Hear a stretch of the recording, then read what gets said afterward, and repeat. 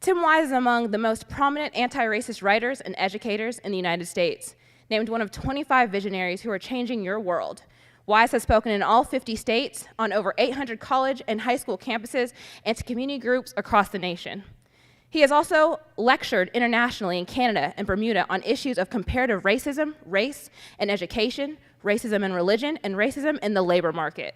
Wise is the author of 7 books, including his latest, Under the Affluence, Shaming the Poor, Praising the Rich, and Sacrificing the Future of America, and his highly acclaimed memoir, White Like Me, Reflections on Race from a Privileged Son, just to name a few. Wise has contributed essays to 25 books, and he is one of several persons featured in White Men Challenging Racism, 35 Personal Stories. He received the 2001 British Diversity Award for Best Feature Essay on Race Issues, and his writings have appeared in dozens of popular, professional, and scholarly journals. Wise has provided anti-racism training to teachers nationwide and has conducted trainings with physicians and medical industry professionals on how to combat racial inequities in healthcare. He has also trained corporate government, entertainment, military, and law enforcement officials on methods for dismantling racism in their institutions, and has served as a consultant for plaintiffs' attorneys in federal discrimination cases in New York and Washington State. Wise has appeared on hundreds of radio and television programs, is a regular contributor to discussions about race on CNN, and has been featured on ABC's 2020. He graduated from Tulane University in 1990 and received an anti-racism training from the People's Institute for Survival and Beyond in New Orleans. And now we get to add Wichita State University to that roster. Please give a warm welcome to Tim Wise. Thank you. Thank you all so much for being here. It is a real honor and a privilege, and I don't just mean a white privilege, though it's also that. It is a general privilege to be able to come and to speak to you for the keynote of Black History Month for a number of reasons, not least among them the fact that I am fully aware, as someone who is, your eyes do not deceive you, not black, to be the keynote speaker for Black History Month, to be somebody who's brought in to speak to the issue of institutional racism, to the issue of structural white supremacy, and to try to carry on the legacy of all the amazing Black History Month programs that I know you've had here before is a daunting task, and I'm fully aware of that. And I am honored to be able to try to do it and to offer my voice and to add my voice to those who have come before me. I think it is incumbent upon any of us who are white and do this work as aspiring allies or co-conspirators or whatever term we might choose for ourselves, that we acknowledge as we go about the business of doing our work that as much as we are pleased to do it, as honored as we are to do it, that ultimately the real sign of progress, whether it is at this campus or in the state or in the country as a whole, will be that day when a person of color or multiple persons of color can stand in front of an audience and say all of the things that I'm about to say and be taken every bit as seriously as I expect I will be taken in the next hour for saying it. That is to say that although I'm glad to be here and I'm honored to be here and I intend to do what I came to do, ultimately the wisdom when it comes to racism and white supremacy is present in every classroom at Wichita State. It is present in the minds and the hearts of the persons of color in that room who have tried so desperately to have those of us called white hear them.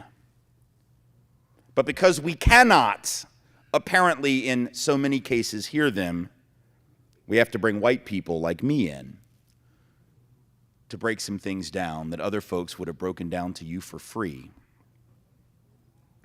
And so I am happy to do it, I am glad to do it, but I want us to remember that when people of color bring these subjects up, they, not I, are the ultimate authorities. They, not I, deserve your respect. I mean, I do too, and I'm going to earn it, but you know what I mean. Like, we have to learn to hear truth from black and brown bodies. And if we're willing to do that, then we will have made some progress. So I'm here to do what I came to do, but I just want you to know the importance of listening to the source of wisdom. Just like those of us who are men, we can talk about sexism, and we should. We can talk about patriarchy, and we should. We can talk about rape culture, and we must. But really, if we want to understand those things, we could learn to listen to women. And then we wouldn't have to always listen to men. So just want to say that as sort of a disclaimer up front. So here's the thing. We're here for Black History Month, and we're here, you see the title of the talk up there. And I think both the title of the talk and the History Month that we are here to celebrate both suggest something, right? The importance of understanding historical context, understanding the past and the weight of the past so as to have a recognition and an understanding of how we came to the present moment in our country with regard to race. How do we find ourselves here? You can't know that answer to that question. You cannot answer that question unless you look backwards. See, this is why it's so important that we have these Black History Month celebrations. And although it is certainly true, as you heard in the introduction, that every month should be Black History Month, we know that in fact it is not. Right? We know that in fact most of us grew up in communities and went to schools K through 12 in which we learned very little about anything that was not a Eurocentric frame of history and literature and the past. We learned the past that made us feel good and not the part that might bring us up a little short. But it's important to understand history in all of its complexity. To make sense of our present, we must do that. That's not true just for societies, it's true for individuals, right? I mean, if we really want to understand our own damage once we become adults, we better get clear on the damage passed down to us in our own families. We know that. Every one of us comes from a dysfunctional home, whether we want to admit it or not. Whether we want to tell our friends and our families and our lovers about that, we all know that we came from dysfunctional backgrounds and we were damaged by them. And the only way we heal from it and the only way we move on is to own it. And to acknowledge it, and not to run from it, not to act like it didn't happen, but to be honest enough to admit all of the things that were good and bad about our individual lives. But when it comes to a society, we don't want to do that, see? We might know it individually, but collectively, we say things like this. We say things like, and when I say we now, I mean those of us called white, we say these things to people of color like, you need to get over the past. You need to stop paying so much attention to the past. You need to move on from the past. Don't get stuck in the past. It's time to move on. This, I would suggest, is precious. Coming from white Americans who love the past more than anything on earth. Because my people love the past.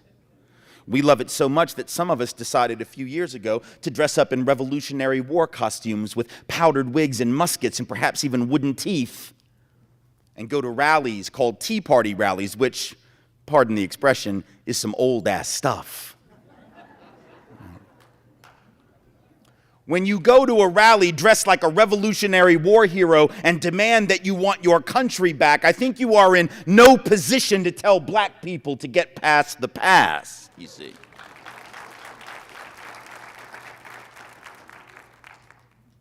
We love the past as long as it makes us feel special. As long as it makes us feel superior. You see, that's what July 4th is, right? I mean, come on now. Independence Day, that's some old shit, right? We didn't break away from the British last Tuesday. That happened a really long time ago. But every July 4th, we're setting off fireworks, right? Eating apple pie, wearing red, white, and blue, because that's a good wardrobe palette. Right? Wearing big I Heart the USA buttons on our hat, right? I dare you, next Independence Day, go up to somebody at the July 4th parade, find the guy with the biggest, most patriotic button, right? The red, white, and blue clothing, I Heart the USA. Go up to him and be like this. Just try this. Just let me know how this goes for you. Just go, yeah, this is all great, but when are you going to get over it? And then I hope you got some running shoes on, because he's going to chase you. See, right? Get over it. That's all we tell black folks. That's what we tell brown folk. That's what we tell people of color, because we don't want to deal with the implications of the past, but we linger in the past all the time, as long as it makes us feel good. So this is why we got to have these conversations about race. This is why we got to have things like Black History Month, because it gets ignored otherwise, right? Sometimes white folks are like, well, why don't we have White History Month? I don't know. I don't know, Buttercup. You got May, June, July, August. The hell else you need? But that's the thing, right? The dominant group's norm never gets interrogated. You don't have to actually think of May as White History Month, so you just get to think of it as May. or June or July. That's how dominance works, right? When you're the norm, you don't ever have to interrogate your stuff. As Malefi Asante at Temple says, you get to universalize the particular. That which is particular to you, you act like it applies to everybody. But in fact, we know that some folks get left out. You see, that's the way that Eurocentrism works. It's the way that white supremacy works. So that's why we got to have a conversation about the past. It's not that anybody wants to stay stuck there, least of all black and brown folk. They certainly don't want to be back there, but they want us to remember how we got here. And when we act like we don't have to do that, we ignore the most basic fact of all, which is what? That inertia is not just a property of the physical universe. See, when you were in 4th or 5th grade, probably, you learned about inertia, right? That idea that an object in motion will remain in motion until it's stopped by a force of equal or greater pressure pushing against it. So if you roll a ball down a hill, right, it'll keep going. Right? That's inertia on a physical level, but inertia is not just a physical property. It's a socioeconomic property. It's a political property. It's a cultural property. That which happens in one generation affects the next generation and the next generation and the next generation until somebody steps up and decides to move in a different direction. But we don't want to talk about that. And our present drama in this country reflects our unwillingness to face it, particularly with regard to these issues of law enforcement, policing, the over-policing of some, the under-policing perhaps of others, the movement that you see referenced on that screen that is now gone blue, but which a second ago had that picture of me and a title on it, which mentioned the Black Lives Matter movement. It's very hard to understand the importance of proclaiming that Black Lives Matter if you don't understand American history. And particularly if you don't understand the American history of policing in communities of color. Because if you don't understand that history, then to proclaim and to demand that Black Lives Matter seems like something special. So folks trip out and they freak out. Oh, well, Black lives, well, all lives matter. Yes, sweetheart, they do. That is true and utterly irrelevant to the current moment. Of course, all lives matter. Nobody said otherwise. But you don't have to proclaim that which is taken for granted. You have to proclaim that which is ignored, you see. See, when white people say all, we never meant it. Black people know that. Brown people know that. Most white people never had to really learn that. So we said all men are created equal, and we didn't mean that shit. You see, we said it, but we didn't mean it. We said it, and we wrote black people and brown folks out of all. So when people of color hear, when black and brown folks hear all lives matter, what they hear is the same thing they heard with all men are created equal, that it was a setup, that it was a lie that didn't include them. So if you want to actually make it clear that all lives matter, A, you got to act like all lives matter, and you got to really treat people like all lives matter, and B, you have to proclaim that the lives that you denigrated for centuries actually matter, because that is the part that gets left out. You see? So when we say all lives matter, just to put this in perspective, how ridiculous this comeback is, how absurd, how sophomoric, how nonsensical it is for us to respond to Black Lives Matter with all lives matter. Let's take it back to like 1971 when the title, when the statement on the street was what? Black is beautiful. That was the way that black folks were trying to take back notions of beauty from a fashion industry, from a glamour industry that had basically defined beauty as white, right? And so black folks were saying black is beautiful, reclaiming their own beauty standards and norms. To say all lives matter in response to Black Lives Matter would be like getting in a time machine tonight. Going back to 1971, hearing somebody say black is beautiful and interrupting them so as to let them know, well, we're all beautiful in our own way. Yes, shut up, we know. Sort of misses the point. Be like going back to the early 80s, right, when the HIV/AIDS crisis hit. And in those first few years of the HIV/AIDS crisis, remember, we had a government that did nothing. President Reagan sat by and watched thousands of people die before he even uttered the term AIDS. He only said something because his buddy Rock Hudson from the movies died of it. And then he decided he would speak on it and begin to cut loose some research funds for it. But for the first couple of years, didn't want to say anything about it, right? And there were activist groups out in the street, right? ACT UP, Gay Men's Health Crisis, others out in the street demanding funding for AIDS research. And what they were in effect saying, even though they didn't use the term and even though we didn't have hashtags in those days, right? Ultimately what they were saying was people with AIDS lives matter. So to say all lives matter in response to Black Lives Matter would be like going back to one of those rallies in 1982, 1983, interrupting the rally for AIDS funding to remind everyone that, well, people die of pancreatic cancer too.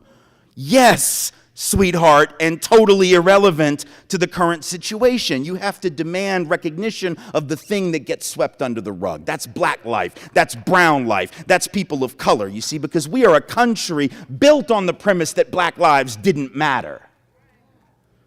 And I know we don't want to hear that, but that's just truth.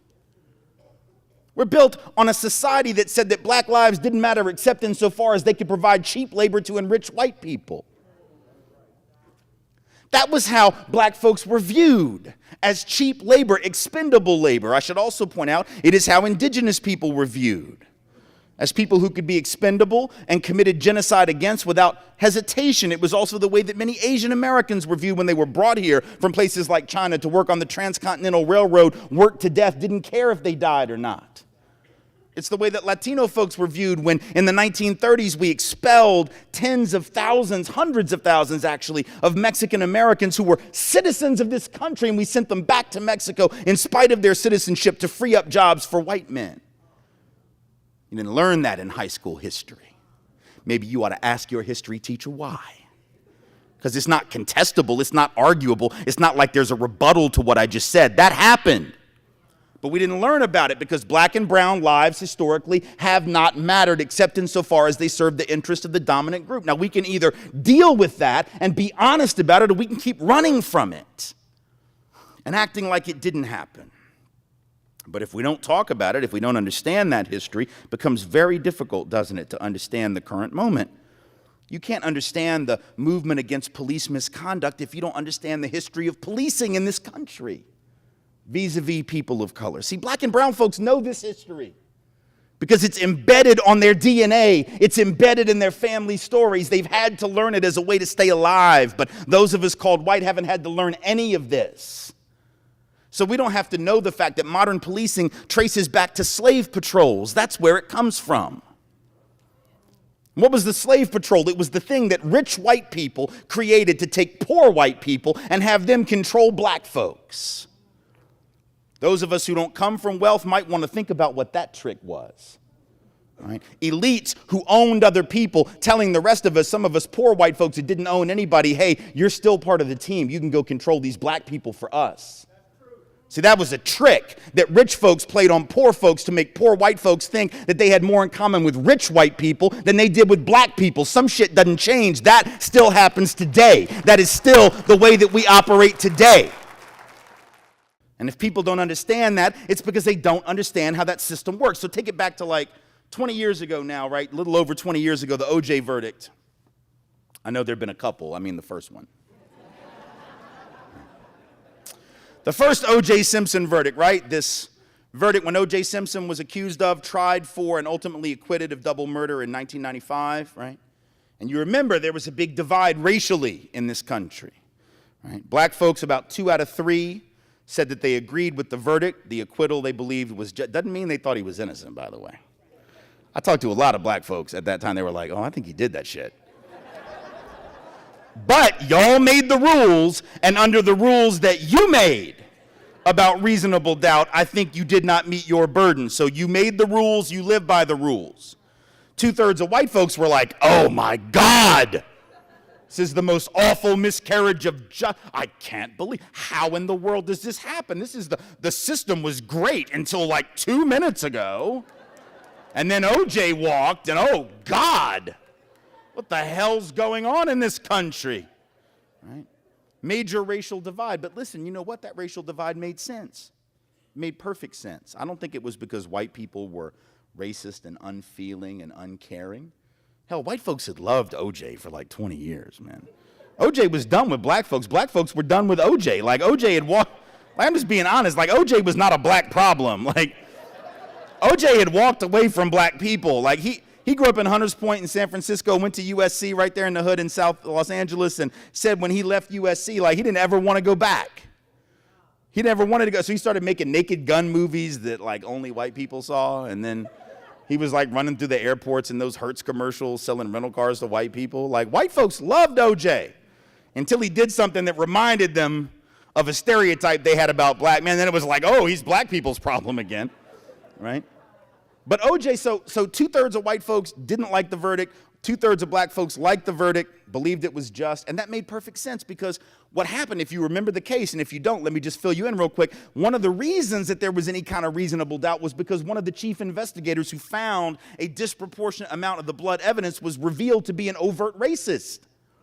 Right? So when black folks hear that, when they hear that there's a cop who found the evidence implicating a black man in the murder of 2 white people who regularly uses the N-word in an overtly racist way, then somehow, like alarm bells go off in black heads. Right? And by the same token, white folks don't hear those alarm bells because we're like, well, that's the craziest thing I've ever heard. Planting evidence on people. Who does that? That's bizarre. That makes no sense at all. That doesn't happen. No, it doesn't happen to us. But it does happen to people of color. There's a long history of that. In fact, not only is there a long history, at the very moment that the O.J. Simpson trial was taking place, 1994, 1995, at that very moment, we come to find out a few years later, if you paid attention to the news out of Los Angeles, that in fact there were dozens of officers in the LAPD who were at that very moment engaged in a pattern of misconduct and abuse and planting evidence on suspects of color to sweeten the deal against them in various prosecutions. It became the Rampart scandal. You can look that up. It was one division of the LAPD. It was happening at the very same time as that trial. So when black folks said, we think evidence might have been planted, and white folks said, that's paranoid nonsense, in fact, it wasn't. It was rooted in a reality, in a recognition that that stuff happens. Doesn't mean that that's what happened in the O.J. case. It doesn't mean that that evidence was planted, but it does mean that to wonder if that's possible, given the revelations about Mark Furman, the officer in that case, wasn't paranoid. It wasn't irrational. It was rooted in one's actual experience. And if you haven't had that experience, it's just as logical for you to think it makes no sense. Right? In other words, our attitudes about race come from our experiences with race. So if we don't see something and somebody else does, it's not because we're bad people and they're good people, or we're stupid and they're more intelligent. It's just you don't have to think about stuff, so you don't. That's what white privilege really is when it comes to race. It's about the privilege of having the ability to be stone cold ignorant to other people's truth, being oblivious to other people's truth. White privilege is the blue pill from the Matrix, is what it is. Right? If you ever saw the film The Matrix, and if you haven't, you should go see it, but just the first one. The other two suck. Like, the trilogy's awful, but the first one is damn good. Right? Keanu Reeves plays Neo, and Lawrence Fishburne plays Morpheus, and there's this scene early on in the film where Morpheus offers Neo 2 pills. One is blue, one is red, right? And he says, you can take the blue pill, and the story ends, and you wake up, and you remain oblivious, and you don't have to know what's really going on. Just like most people in this society, they don't want to know what's happening. They don't really want to know. They'd rather die than know the truth. Or you can take the red pill, and I can offer you enlightenment, and I can take you down the rabbit hole, and I can show you just how far it goes. And Neo takes the red pill, and he starts to see, if you've seen the movie, right, starts to see all the stuff that's going on that he never knew about. That is how identity functions in this country. It's how white identity functions, male identity, straight identity, able-bodied identity, affluent rich folk identity. When you're a member of any dominant group, you have the luxury of being on the blue pill and not having to know the truth, right? If you're the target of a system of oppression, you got to take the red pill just to figure out what the hell is going on, just so you don't lose your mind, right? Just so you can make some sense of your world. But if you're the dominant group, you're like on a blue pill IV drip from the day you come out of your mama's womb. Right, you're walking around with this damn IV, you don't even know you got it there. And then people of color are like, hey, you see all this racism? And we're like, no, got the blue pill. I don't see nothing. Men, right, same thing, on the blue pill. I know that being men and on the blue pill means some different stuff. In the modern pharmaceutical era, that's pharmaceutical humor. You're welcome. Men don't have to know anything about sexism, patriarchy, rape culture if we don't want to know it.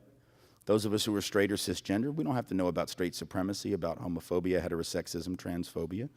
Maybe we do know something, but if so, it's only because we probably listened to someone who was the target and decided to believe them, right? So ultimately, we don't have to, though. We have the luxury of being oblivious, taking the blue pill. So we have to be clear about this, because people of color don't have that luxury. So they know what goes on right now with law enforcement. They know places like New York City, stop and frisk policies, right, that over the course of about a decade stopped, what, hundreds of thousands, a couple million, several million, 2.5 million people were stopped by the stop and frisk policies of the NYPD. About 90% of them were people of color, right? And of those who were stopped, less than 5% were even issued a ticket because they hadn't done anything.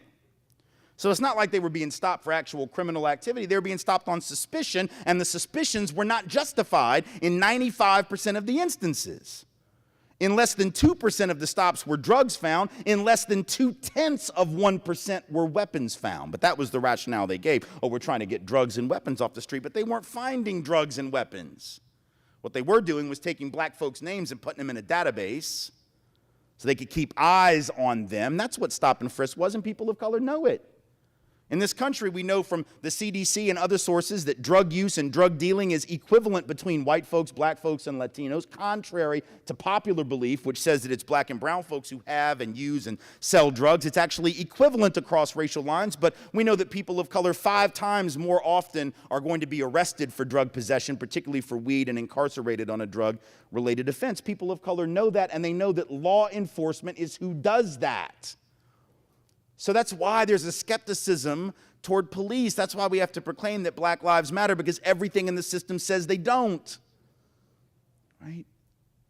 They know the data. Even if they don't know the data, they know the reality behind the data, that young black men are about 21 times more likely to be shot and killed by law enforcement than young white men. Right? 2 to 3 times more likely when unarmed and posing no immediate threat. People of color know this. Whether they've done the research and know the exact numbers, or they just know it from their own experience. They know it. They know that young black children like Tamir Rice get shot dead in a public park doing what white boys do in this country every day, play with toy guns. White boys play with toy guns every day, and they do not get dropped by police because those police view them as 20-year-old men, which is what happened in Cleveland, right? They didn't see him as a 12-year-old. They thought he was 20. Right? Because we have animalized black men and we've made them older than they really are in our imaginations. This kid's playing with a toy gun, something that white people, and keep in mind, Ohio's an open carry state. Right? So if he really was a 20-year-old male, which is what they thought at the time, he had a right to have a real gun, not a toy gun, a real gun. They had no right to shoot him, no right to come up on him, no right to say boo to him in a state that says you can walk around with weapons. White folks will take their weapons any damn place. We walk into Walmart with our guns. We walk into Chipotle. Seriously, Google that shit. Google, about a year and a half ago, white folks were like, I'm gonna take my weapons to Chipotle. It was like some demonstration or something, like just to show we could. We're going to Chipotle with our AR-15s. Why you gotta have an assault rifle at Chipotle?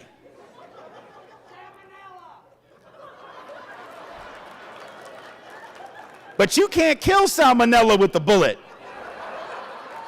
I know they ran out of carnitas that time, but damn, they'll get that back. You don't have to shoot them. Right? And white folks will walk into Walmart with the weapon, walk into Target with the weapon. Nobody does anything. Nobody shoots them. Cops don't roll up. John Crawford, on the other hand, in Ohio, also open carry state, right outside of Dayton, whatever it was, right? Picks up a weapon. It was an air gun, an air rifle. You're not going to kill anybody with an air rifle, and they sell those at the Target. He picks it up off the shelf, or the Walmart, whichever it was. I think it was Walmart, right? He picks it up off the shelf. He's walking around. He's just sort of swinging it. He might be thinking of buying it. He's talking on the phone to his girlfriend, right? Some white dude sees him, freaks out, calls the cops. Oh, black guy walking around with a weapon at the Walmart. Yeah, he calls it in. It's a black guy with an afro. Okay, first of all, it's Twist. Let's get our black hair straight, please. Right. I mean, come on, white folks. You can just Google that shit. It's not that hard. Like, there's a difference between Twist and an afro. And look, can we try to get it straight without touching black people's hair? Can we do that, too? Can we do that? So you can just look that up. You don't have to touch it. You don't have to touch it. You don't have to touch it just because you got a black roommate. You've never seen one before. Can you get that wet? Can you swim? That's why they have the internet. Look it up. Right? So he calls in John Crawford, black dude with an afro. First of all, think about that. First of all, it's the wrong hairstyle. They're going to get some totally different black dude shot on like aisle 4 of the Walmart. They're going to roll up, find the dude with the afro, and kill him. But no, they found John Crawford. They come in. You can watch the video yourself. They roll up. The guy rolls up, turns the corner, opens fire immediately on John Crawford, who was posing no threat to anybody, drops him. At first, it doesn't kill him. John Crawford's stunned, dazed, probably in shock, gets up off the ground to figure out why is somebody shooting at me, moves into the aisle without the weapon, which is now not really a weapon. Like I said, it's an air rifle, sitting on the ground, and they shoot him again 5 times and drop him and kill him. No indictments. No indictments. And that officer was, by the way, the only officer in the history of that suburban Dayton Police Department ever to kill someone. He's now killed 2. That was his second. Still on the force and not indicted by the district attorney locally. So that is why people of color have to proclaim, and why we as white folks should as well, that Black Lives Matter. Because as long as the system allows that, what we're saying every day is that they don't. And if you have a system that screams every day that those lives don't matter, it takes those of us who believe otherwise to suggest the opposite. But it's a privilege, isn't it, to be oblivious to history? It is. It's a privilege to be able to be ignorant and still be considered educated. Right? How does that happen? How is it that we can not know these things and still be considered competent? Right? How is it that we can be considered competent to do anything, to teach children, to be a physician, to be a social worker, to be a psychologist, right? To vote and not know these things? Sort of interesting, isn't it? Right? Because there are certain things we are expected to know. Whatever the dominant group thinks we need to know, that's what we have to know. Right? That's why people of color, they have to learn white literature, white theater, white poetry, white art. I know we don't call it that. That's sort of the point. When your stuff is the norm, you don't have to ever qualify it. You don't have to talk about where it came from. You don't have to call it white literature. It's just literature, theater, and poetry, and art. Right? People of color have to know all that stuff that white folks decided was important. We as white folks don't have to know anything we don't want to know. And we can still be deemed competent. We can still be deemed intelligent. We can still get a high school diploma. We can still get a college degree, a master's degree, a law degree, a PhD. We can get any professional license for any job we want. We can go into black neighborhoods and teach black children, knowing nothing about them, their families, or their communities. Thinking that because we got 5 weeks of training with Teach for America, that we know what the hell we're talking about. Never been up in their space, never actually know anything about them, but just show up because we care. See, that's not how the real world works. That ignorance should mark us as incompetent, but it doesn't. And it's not just with regard to policing, it's with regard to a lot of other things, right?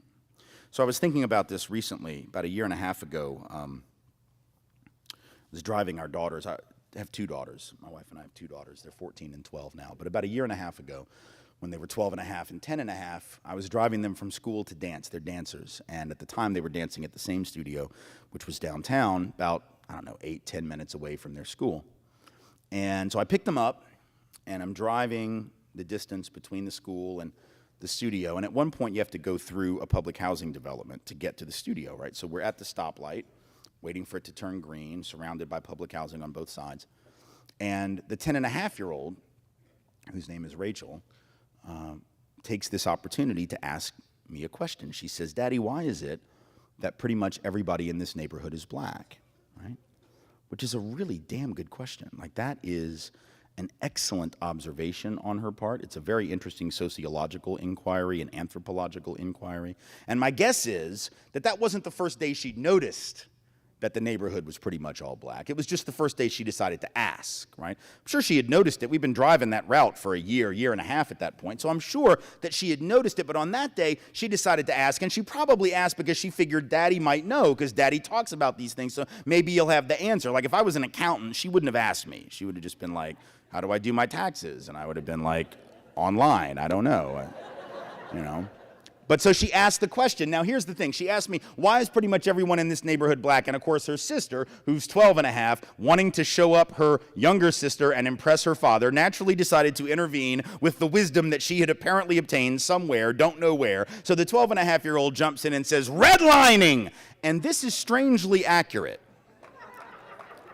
And for those of you who don't know what redlining means, because I know not everybody does, I will explain. Redlining is, in fact, part of the answer to the question that her sister asked. Redlining was a practice that was very formal for generations, right, where banks would basically draw on a map in their office red lines around black neighborhoods. And essentially anybody that lived within the boundaries of that neighborhood, didn't matter what their personal credit history was, didn't matter what their income was, didn't matter what their occupational status was, didn't matter who they were. All that mattered was you live in this neighborhood, you ain't getting a loan, right? And that's how black and brown communities were starved of wealth and starved of resources. And so when the 12-and-a-half-year-old butts in and says, redlining, she's not wrong, although it was weird. And the 10-and-a-half-year-old then says, yeah, I don't know what that means. And I said, yeah, neither does your sister. She's just showing off.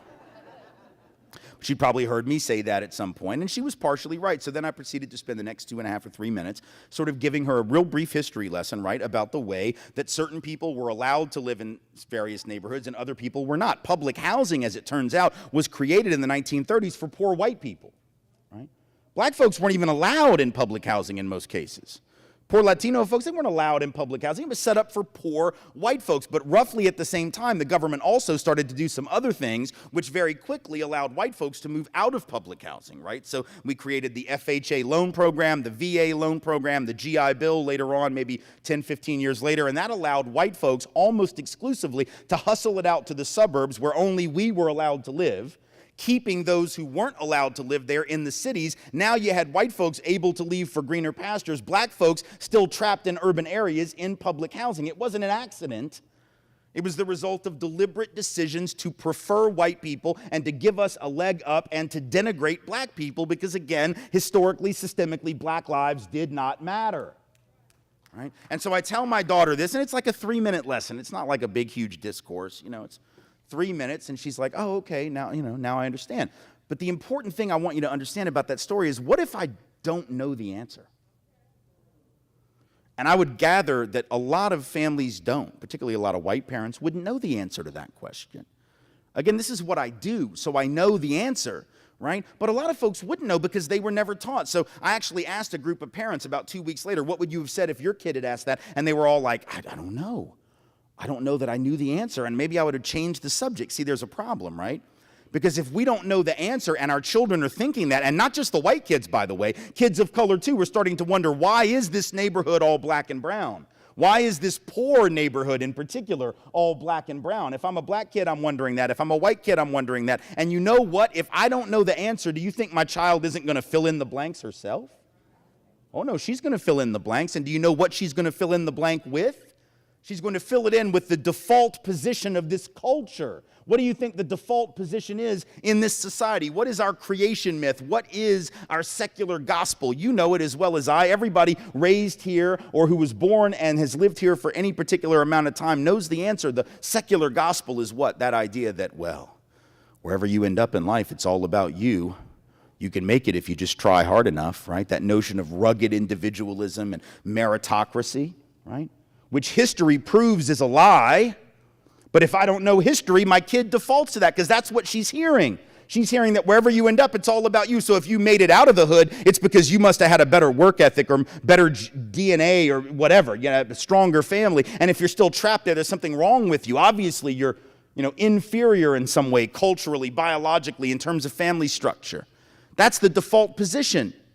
The fact that it's not true doesn't matter. The fact that we all know it's more complicated than that. We all know people, don't we, who worked hard their whole life, have nothing to show for it. We also know people who were born on third base, think they hit a triple, and haven't actually had to work hard at all in their lives. We all know that it's more complicated, but children don't know how to process that. So if they ask that question and we don't know the history, they're going to assume the reason these people are over here and we're all over here is because we're better. And they're worse. So in other words, you see the pernicious element of this. Racism gets reinforced just by the normal workings of the society. It doesn't require anyone to actually sit you down and teach you racism. It doesn't require someone to sit you down and say, these people are better and these people are inferior. All you have to do is just look around, see the inequality, and have no answer for why. And the only answer you're given is the one that rationalizes it, rugged individualism. Just as a side note, there is no such thing as a rugged individual, right? In fact, I would argue there's no such thing as an individual. What the hell is an individual? Human beings have always lived in a social context, right? If you ever meet someone who's really a rugged individual, you need to run from that person. Because seriously, that person would be dangerous as hell. They would be like a feral dog, right? A rugged individual would be somebody who was raised on an island by a porpoise, right? They would have no language. They would just try to eat you because they wouldn't even know that that was wrong. Like, right? Like, we're all social beings. So the idea that I did everything on my own, nobody did anything on their own, right? Nobody did anything. If I had been born and then just like left out on my own, you think I'd be giving this talk? I wouldn't be giving any talk. I wouldn't know how to talk. I would just grunt, right? Nobody did anything on their own. There's no self-made millionaires. There's no self-made billionaires. Certainly somebody that inherited $200 million from his daddy and wants to be president is not a self-made anything.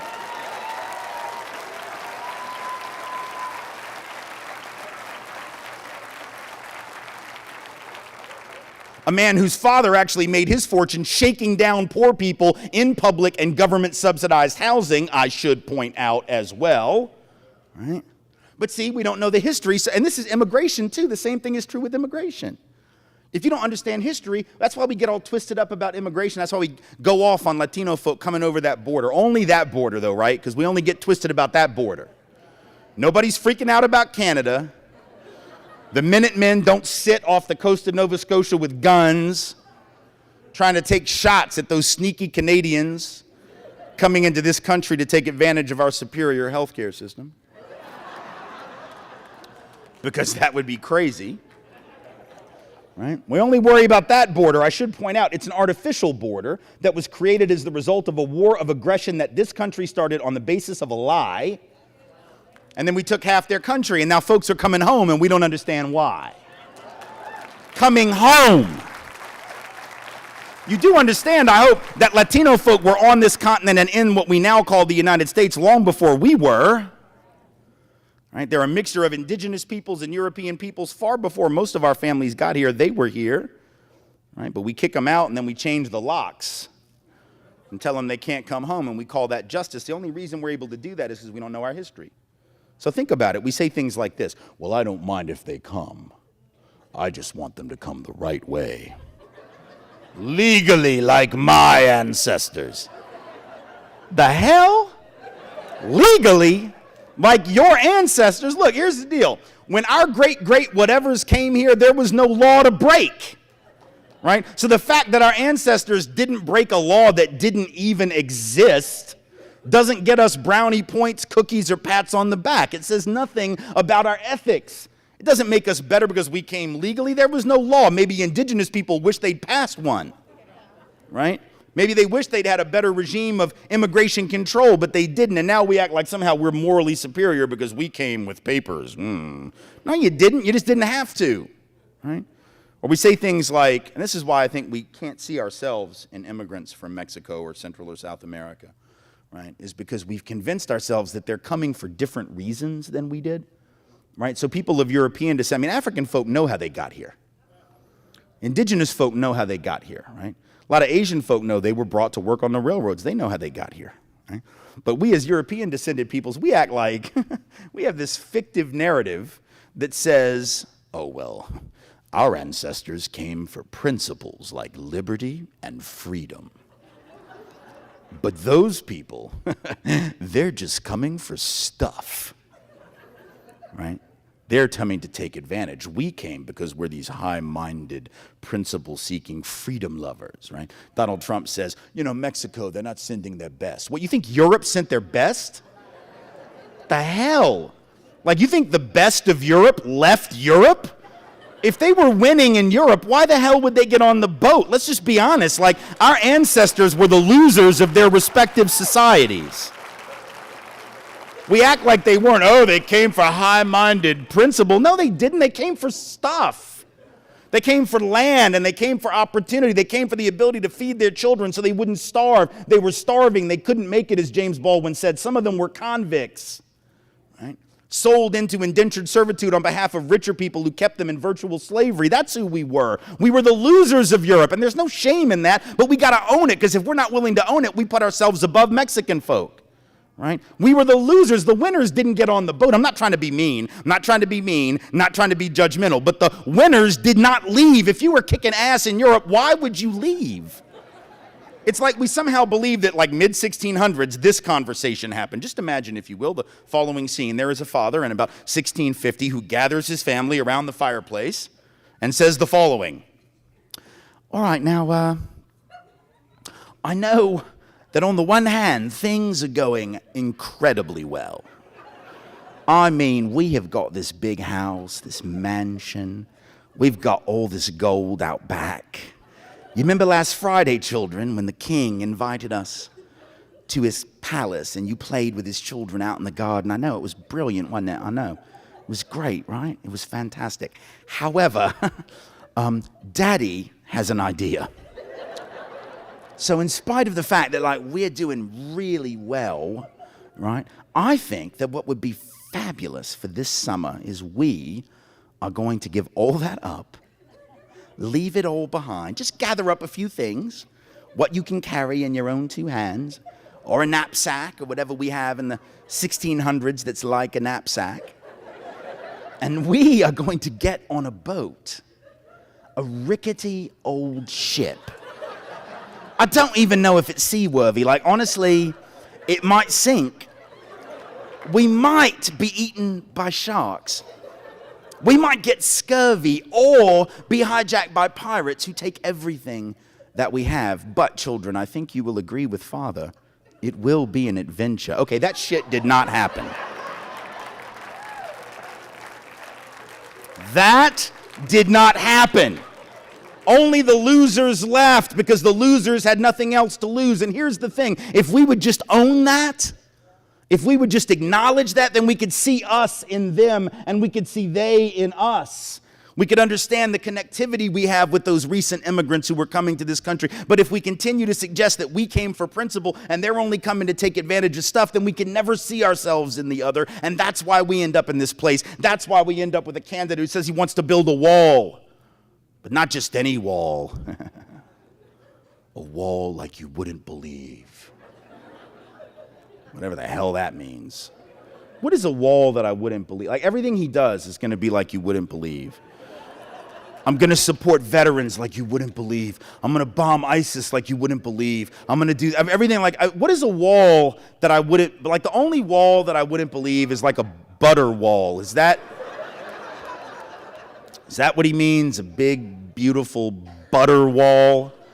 Because I don't believe that'll work. I think that'll probably melt in the southwestern sun. So, you know, but he says things like, who can build walls better than Trump? I don't know, anybody? Like, Trump has never built a wall. He builds casinos and hotels and tacky office buildings. And actually, let's be real honest, he doesn't build anything. He gets brown people to do that, half of whom are undocumented. So there's that.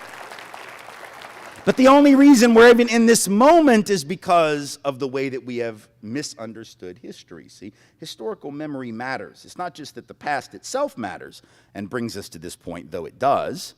It's also that the way we remember it matters. So the past that I was talking to my daughter about is why it is that the typical white family in America has 15 times the net worth of the typical black family, 11 or 12 times that of the typical Latino family, because certain people were able to accumulate stuff when other people were not. It's why right now black households headed by a college graduate have half the net worth on average compared to white households headed by a high school dropout. Let me repeat. White households headed by a dropout have twice the net worth on average of black households headed by a college grad. $52,000 on average for the white household, $26,000 for the black household in spite of greater education levels, greater qualifications, probably even higher income. Why? Because in past generations, some people could accumulate and others weren't, and then you pass down those advantages generation after generation. So the past matters, but it's not just the past, it's how we remember it or choose not to. Historical memory is every bit as important as history itself. And at this point, as a country, we haven't gotten clear enough on that, and that's why we continue to have all of these conflicts. If we would have an honest discussion about the weight of history and how we got to this point, we could do something about it. We have to do something about it. But by the way, not out of some sense of guilt. And I want to close with this before I take questions, because this is not at all about guilt. No one in this room is guilty of the system that you inherited, but you inherited it nonetheless. There's a difference between guilt and responsibility, right? Guilt is what you feel for the stuff you actually did. Responsibility is something that you take because of the kind of person you are. And we take responsibility for things all the time that we're not technically to blame for, right? So think about environmental catastrophe and ecological crisis facing us not just as a country but as a planet, right? None of you, I'm guessing, have your own personal stash of toxic waste that you inject into the water, the soil, or spew into the air via your own personal smokestack, right? And yet, we know that the air, the water, the soil has indeed been poisoned as a result of a number of industrial processes that, frankly, have brought our ecology to the brink of collapse. And so if we're being responsible, even though we didn't do it, we know we got to do something about it. And most responsible people understand that even though they're not guilty of the crime, they have to take responsibility for the solution. The same is true with this. And let me just tell you a story to illustrate what I mean, and then I'm done. And this story has nothing at all to do with race and racism, but it says something about those subjects that I think will be clear when I'm done. It's a story about something that happened when I got out of college. I graduated from Tulane University in New Orleans in 1990, so 26 years ago. And upon graduating, I thought that it would be a really great idea if I moved into a large house with 9 other people. Yeah. Let me just give you a little life advice in case you need this, in case you didn't already figure it out. And by the way, if you don't remember anything else I said tonight, for the love of God, you need to write this down. Do not think, even for one moment, that it is ever a good idea to live in a large house with 9 other people. If you can avoid it, do not do it. I know sometimes folks can't help it. You got to do what you got to do. But if you can avoid that, you need to try, because it is not going to be great. It is going to be, as it was for me, awful, right? I thought it was going to be great, though, because on the one hand, you know, when you get out of college, you're going to be broke, surprise, and we were. And so we thought, well, at the very least, if we got 10 people in a house, we'll save money. So on a financial level, it sort of made sense, right? Sort of a good idea. Rent was $525 a month. I don't mean per person, I mean total. All right. Yeah, even in 1990, that was pretty good, right? I'm not good at math, but you can do that one, right? $52.50 a month. That's it, man. You add all the utilities, the cable bill, we split the groceries, everything. It was like $100 a month. So on the financial level, this was a damn good idea. But I came to understand about 6 weeks in why it had been a terrible mistake. This is how I learned it. I was working downtown doing work against white supremacist former Klan leader David Duke when he was running for the U.S. Senate, and came back uptown one afternoon, and I got off the streetcar and I walked into the neighborhood and I walked up the stairs at 1805 Robert Street, and I opened the door. Right, and I was met by this incredible smell. And I mean that in a good way, which, you know, when you live with 9 other people, there are a lot of smells, most of them not great. This one, actually good. It was the smell of dinner being made for the whole family, quote unquote, the whole house. On the left front burner of the stove, one of my roommates was making a big pot of gumbo, right? Because it's New Orleans and that's what you do. And man, it looked good and it smelled good. It even had some shrimp in there. Not many. Like I said, we were broke, but it had like 3. Had like 3 of those really little bitty ass shrimp, those tiny shrimp, right? Look like, you know, they make regular shrimp look like jumbo shrimp. They make jumbo shrimp look like lobsters, that kind of shrimp, you know, right? You know, and man, it looked good and it smelled good. But when the roommate asked me if I wanted any, I actually said no, because As it turned out, I'd already had dinner downtown. I didn't know he was making gumbo. If I'd known, I would have waited, but I didn't, and so I hadn't. And so when he asked me if I wanted some, I said, man, I'd love it, but, I've already eaten. So do me a favor, take some of that, put it in a plastic container, put it in the fridge. I'll take it to work tomorrow because it looks great. He said, cool, I'll do that. And I said, great. And I went upstairs and I hung out with some of the roommates, watched TV, whatever it was we did for fun in 1990. There wasn't much, right?